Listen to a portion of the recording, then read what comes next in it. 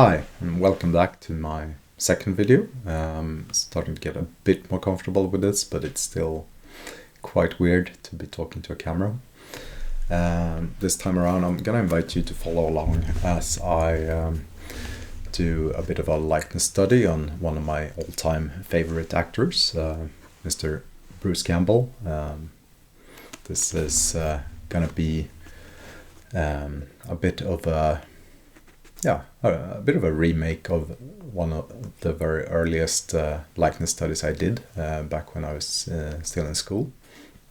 And I remember doing that one as a subdiv modeling sort of exercise in Maya back in, this would have been 2004 maybe. There's been a couple of decades since then in terms of technology and hopefully also in terms of my skills developing. So I hope you'll follow along as I work on this project and share some of my thoughts. So we've jumped into Blender, and as you can see, I've already started blocking this in. What I have here is a MetaHuman base mesh with some reference textures on it, and I'm lining it up against shots from the Army of Darkness. I've got some screenshots from the Blu-ray here. And this is going to be my main reference throughout this project.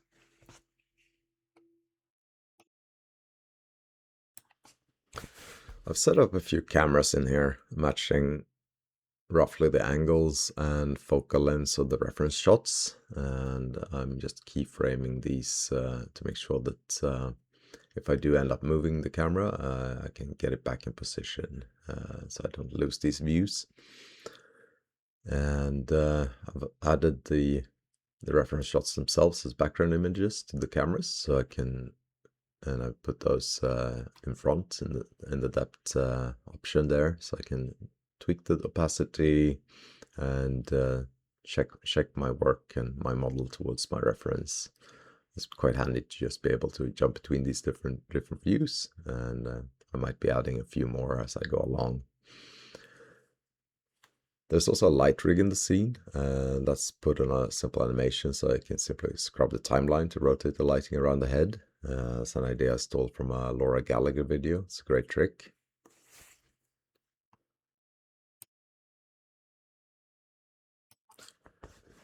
Now, moving into ZBrush, I've imported my MetaHuman base, and I've added a couple of subdivision levels to it, but I'm staying on the lowest subdivs as long as I can.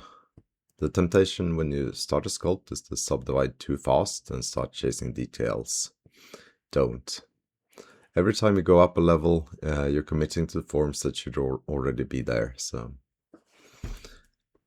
now, the single most useful idea I can give you for sculpting faces is this one. That the human body has almost no real concavities. None. What looks like a hollow, a dip, or a crease is almost always two convex forms meeting each other. Organic shapes grow outwards, muscles, fat, bone. All of it pushes from the inside out. So when you see what looks like a hole or a dent in the surface, your job isn't to sculpt the hole. Your job is to figure out which two masses are meeting there and sculpt those. And I think once you see faces this way, you stop sculpting in the wrong direction, you stop digging, and you start adding mass. I'll come back to this idea a few times because it's the thing that runs through everything else in this.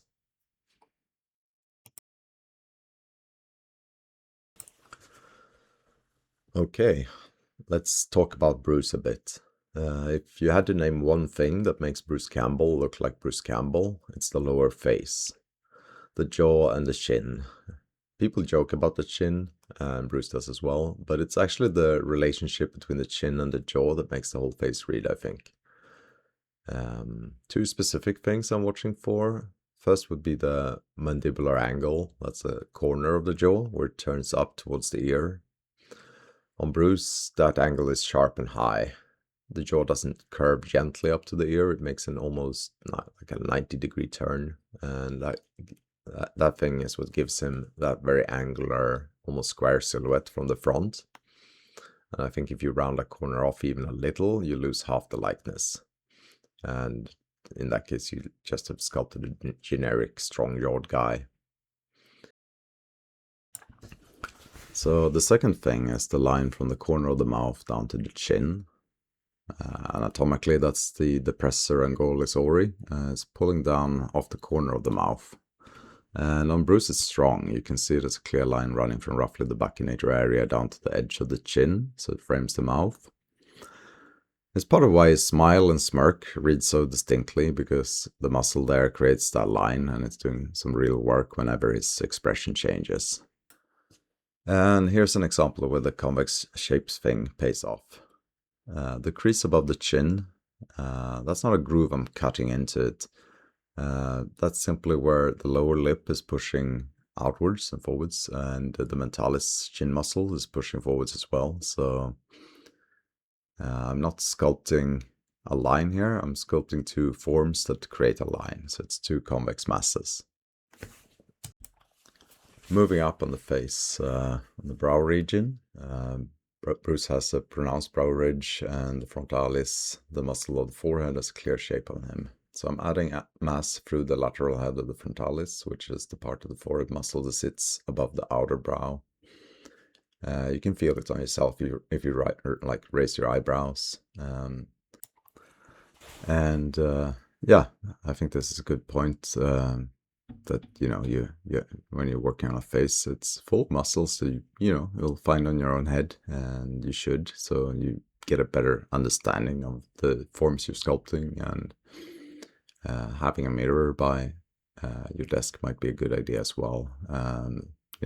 It will help you stop sculpting from photographs and start sculpting from a better understanding of the underlying anatomy. And on the cheeks and lower face, I'm just going over these shapes and blending them together a bit. And as you can see, I keep adding mass. And here I'm sort of breaking my own rule a little bit. I'm just cutting into this shape a bit to break the angles between those two shapes.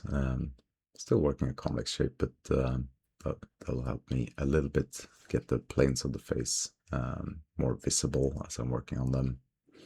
And I think it's about time to head back into Blender to check our work.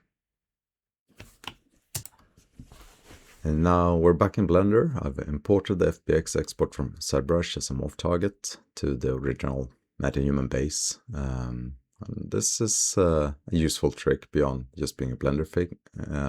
So I think when you apply your sculpt as a blend shape of the base, you can scrub between 1 and 0 and see exactly what you've actually changed.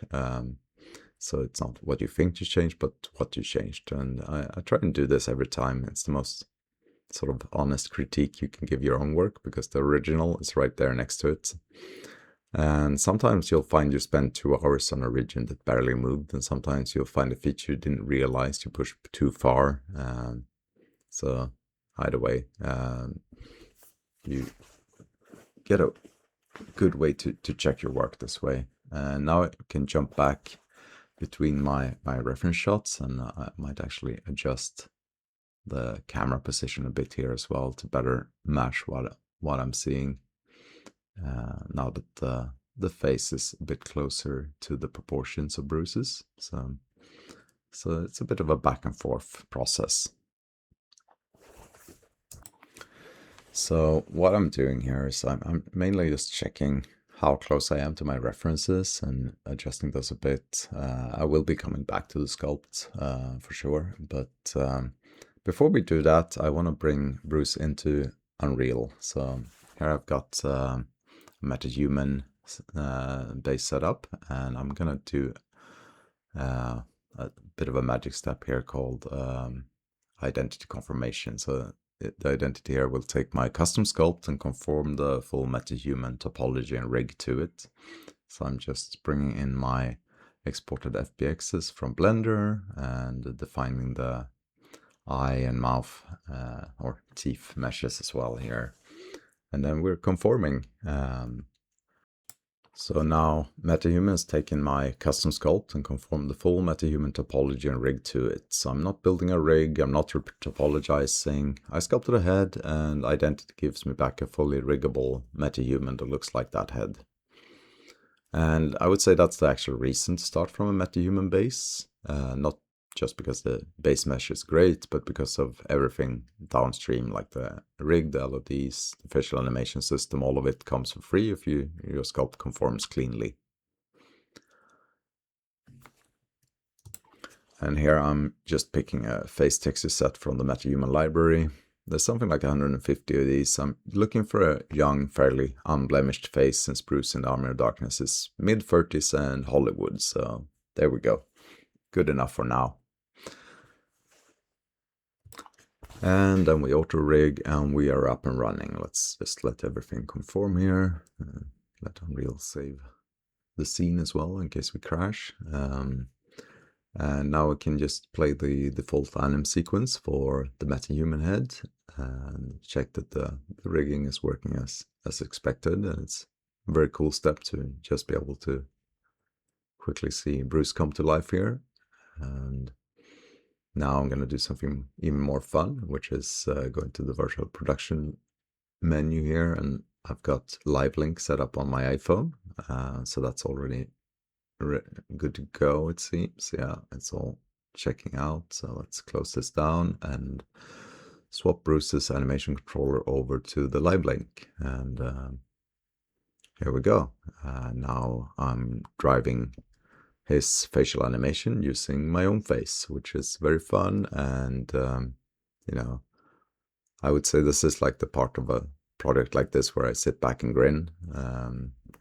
Like the first time I did a likeness sculpt like this was, you know, back in 2004 in my sub-D modeling, and doing like facial blend shapes was a significant chunk of your computer's memory. And the idea that you'd be able to drive like a textured rigged face from a phone in real time in engine was pretty much science fiction back then. So I'm not saying this to make myself sound old. I'm saying it because the tools genuinely got so much better. You know, what used to be a senior tech artist's full week of work is now something you set up in like 20 minutes. So I would say like the tools have changed, but really the fundamentals haven't. Like your knowledge of anatomy, skills of observation, the hierarchy of forms. Those are all the same skills you would need back in the early 2000s as a character artist, and they are the same skills you need in 2026. So MetaHuman didn't replace the sculpt, and LiveLink didn't replace like the likeness. The software does more for you than it used to, but the part where you sit and look at like the actor and try and understand why his face looks like his face, that part is still like something that you can own, and something you can practice and get better at. So if you're starting out, I recommend you study your anatomy, and not because like the tools require it, but more like because they don't. So that's the main thing. All right, so that's the end of this second video. I hope you enjoyed it, and I'm looking forward to your feedback on what you think about the format, and what you'd like to see more or less of in the future as I work on these personal projects. And hope you found it interesting and a bit enjoyable. And I'll leave you with a couple of book recommendations, especially for anyone who's just, you know, starting out. I'd really recommend you pick up this one, The Elements of Form by Elliot Goldfinger, which contains, yeah, as it says, human anatomy for artists. It's a great book, which shows, you know, really well the different insertion points of muscles, as well as cross sections and diagrams of how things fit together. It's a perfect reference to have. And if you're shopping for anatomy books, I'd also recommend you pick up Artistic Anatomy by Paul Richter, which is a really great French classic anatomy book as well. You can probably find that as a paperback nowadays. And yeah, it's taken a little bit longer to get this video out than I hoped. Had to take a bit of a pause in the production of it because I was away on a trip, and then I caught a cold as well, so recording has been a bit slow. But now I'm back, and summer's right around the corner here in Sweden. So I should be able to, spend a bit more time on these videos, and hope to provide you more content soon. So until then, stay curious and keep sculpting. Have a good one.